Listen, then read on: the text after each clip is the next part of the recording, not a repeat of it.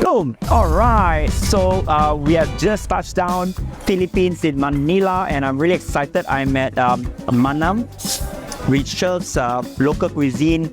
This is a few interesting dishes here. So we have this house crispy sisig. Then we have the pancit. It's called pancit. And then of course we have the watermelon beef soup here as well, which is called sinigang. And here is another very interesting gising. I think we're gonna dig in and try. Yes, try. The sisig first.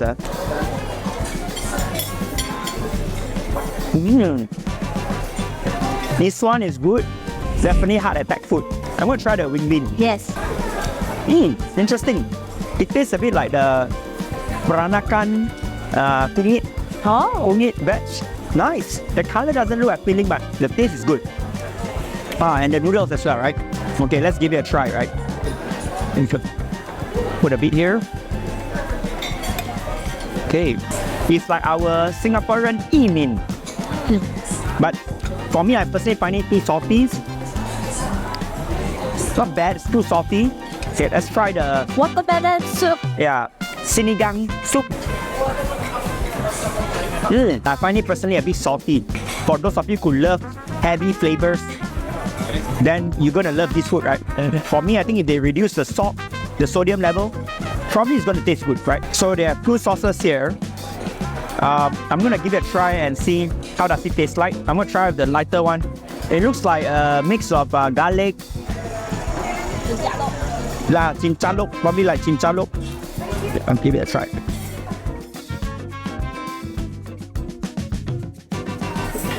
Okay, so it's definitely vinegar, right? Vinegar with garlic and some chili. This is a darker color one. Let me just give it a look. Looks like soy sauce.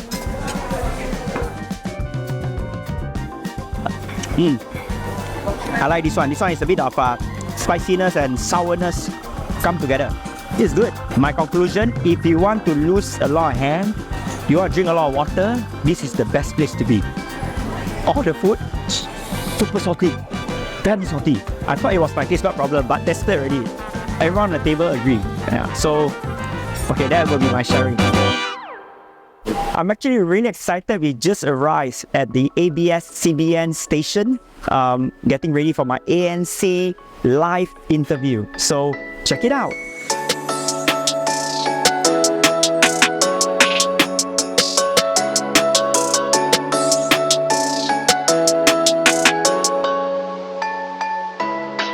Are you expected to see as much as, or perhaps as far as policy is concerned, in terms of how government is actually addressing the nutrition gaps?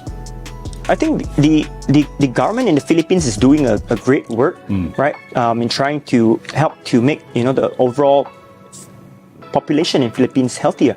Okay. But I see that there is much more effort that could be done in terms of providing people not only the right education but access to food that are much more basic, I would say. So in the last few days here in Manila, okay, I love the Philippine foods, and I felt that how could we get our hands easily, okay, right, in food that is not so oily, right, not so much of fried food, right. And I think that for me is something that the gap that we can basically bridge. Again, Dr. Mark Leong, thank you so much for joining us today. Mark Leong, founder and CEO of Farms Asia Group. Have a great day. Thank you. Love it. I love it. Buy this. I love it. Super. Thank you.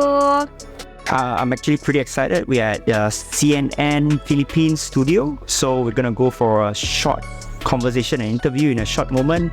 I think it's fun. Joining us live is Farms Asia food and nutrition educator, CEO and co-founder Mark Leong. Good morning, Mark.